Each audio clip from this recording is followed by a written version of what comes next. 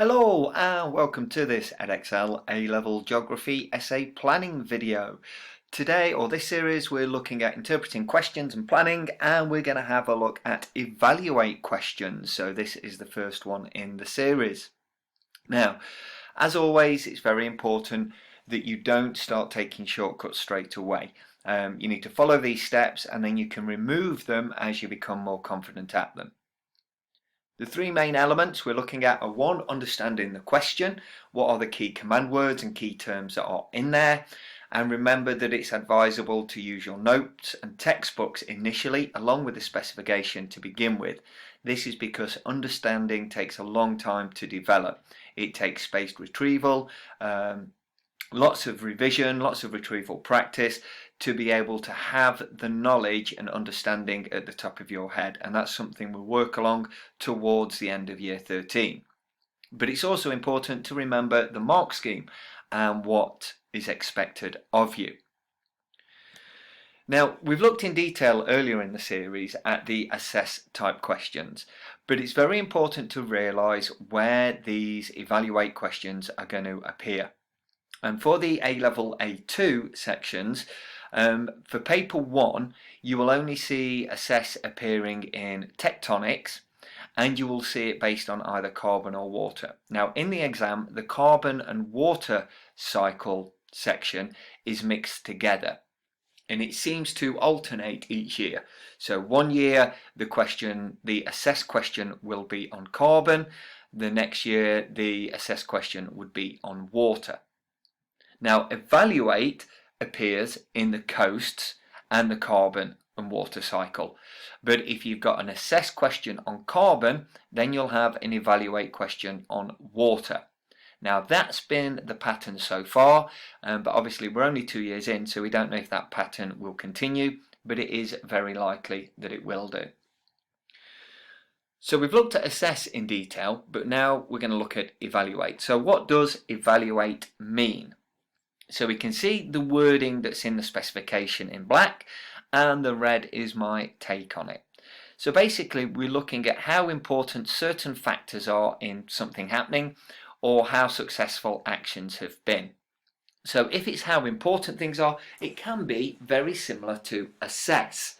But it can also be used to say how successful, or it might be evaluate the view, which is how far do you agree with something. So evaluate can have a number of different meanings. But what you need to do is look at evidence such as strengths, weaknesses, different ways of doing it, look at the data, look at the evidence from it. And the key difference between assess and evaluate is that evaluate must have a clear conclusion at the end. It needs to be detailed. It needs to review the key evidence and back up the information that you've already given. So the conclusion for an evaluate question needs to be quite a detailed paragraph in itself. Now, as always in this series, we look at the question that we're going to be considering today.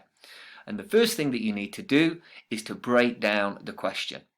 So look for the command word, the focus, the key terms, and then think about what the unwritten part of the question is. So what you need to do is pause the video and break the question down.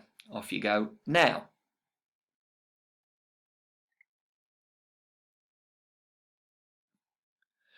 Okay, so let's have a look. Let's see if you got it right. So the command word, evaluate the contribution. That's what we're looking for. Yeah. How important is something in creating something to happen? We're then going to focus on the changes in sea level. So isostatic, eustatic sea level changes. We need to look at the restrictions, and we need to be relating it to coastal landscapes. This is the wider coastal environment rather than individual landforms, and that's a very important part. Then we also need to consider the unwritten elements to it. What other factors may contribute to it? So marine erosion, river glacial erosion, tectonics, and geology. Now, if you're unsure on these, it can be the time to refer back to the specification to see what other links there are. So again, what I'd like you to do is when I put the specification slides on is just to have a look at those and see where you can see the key terms from the question appear in them. But be aware there are going to be 2 different slides because there's 3 different elements of the spec you need to look at. So have a look, pause the video now.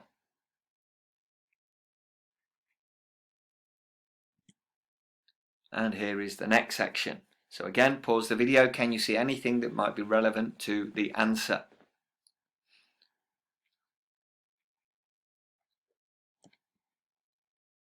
So did you manage to pick out the right points? Let's have a look. So the main point was from this section here. So this was from inquiry question 3. But then we also look back at inquiry question 1 for some of the fact that geological structure can influence coastal landscapes. And also inquiry question 2, some of the processes as well. So we've got a whole range of different things that we can refer back to when we're planning our essay. So remember, structure is going to be very, very similar to what we've looked at before. It's the same for the assess type questions in that we have our introduction. What are the key terms? We have the main part of it. With an evaluate question, you're going to want at least 3 different things there. And if we look at the mark scheme, ignore the bit where it says level 3 here. This was a typo in the specification. But again, we can see that for an evaluate question for level 4, it's virtually the same as for a level 3 assess, but the difference being the substantiated conclusion. And this is the key thing that we need to be focused on. Again, think about the different ways that you can plan out your essay.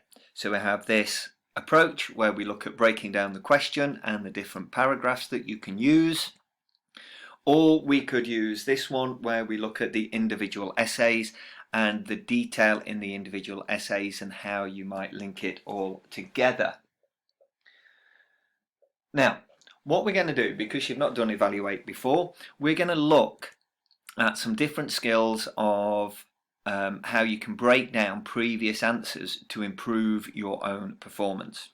And what we're going to do is use something called comparative judgment and reverse engineering, which we saw in assess. Now, comparative judgment is where you look at a number of different essays and compare them and look at the good points, bad points, and what you can take from them when you're writing your own essays. Now, normally for comparative judgment, you might want to look at a large number of them. But for these purposes, we're just going to look at 2 different answers side by side and compare them. So, first of all, we have 2 different introductions. What you can do is pause the video, read through them, and then think about what level you would give each of those. So pause the video now, read through them, and then what level would you give each one?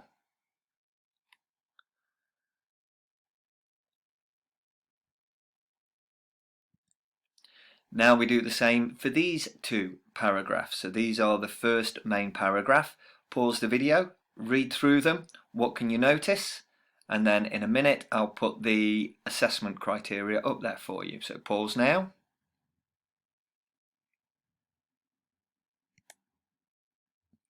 And same thing again. What level would you give each of those? What is the difference? How would you judge each of them and how would you compare them? Same again for these paragraphs. Pause now.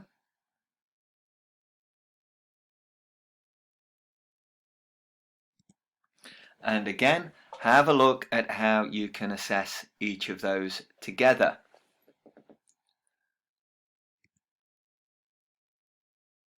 And then we have the final main paragraph. So again, pause, read through.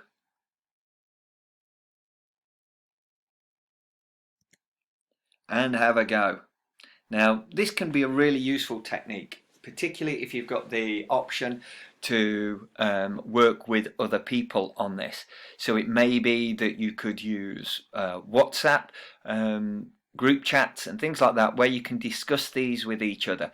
Sharing ideas as part of this is really, really important. So even in terms of lockdown, you can still use the different programs, Messenger, WhatsApp, Zoom, Microsoft Teams, and actually discuss these each other so you can get a higher level of understanding and thinking about them. Finally, we come to the conclusion for each one. So read through, pause the video.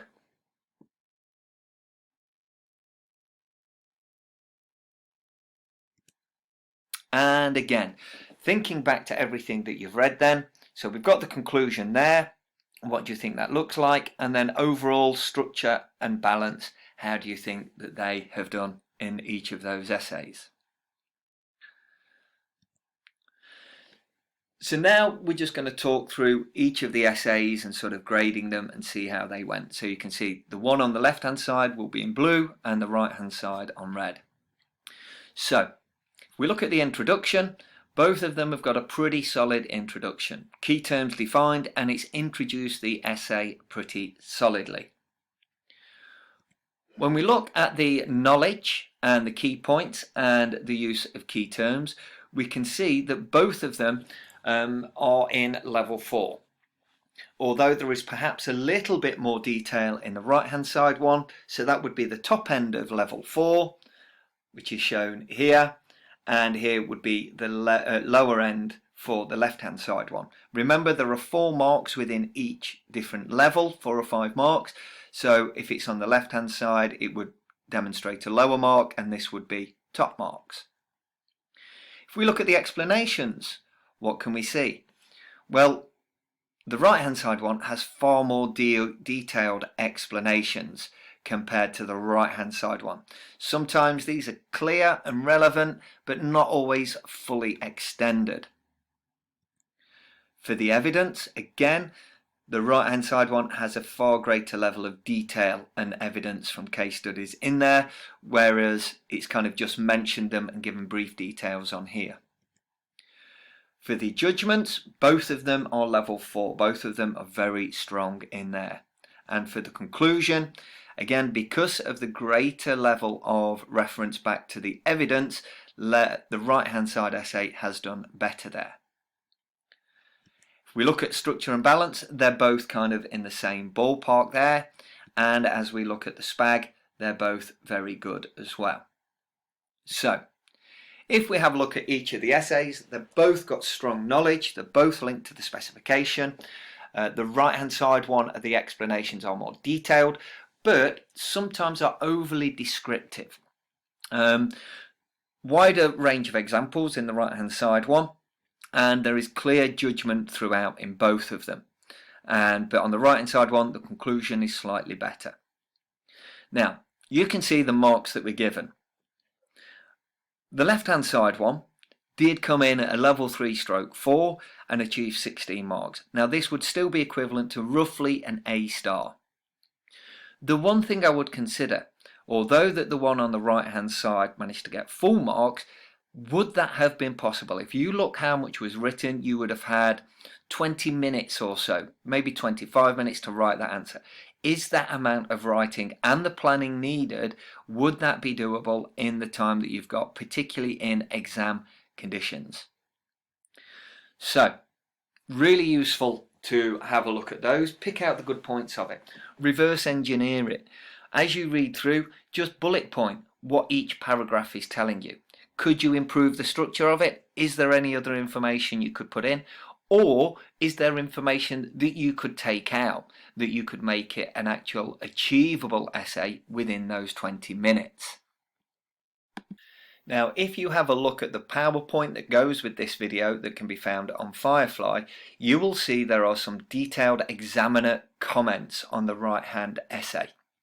So please have a look at those and you can see how they've broken down each paragraph and where they got the marks for. So thanks very much for watching. I hope you found this useful and see you again soon. Many thanks. Bye.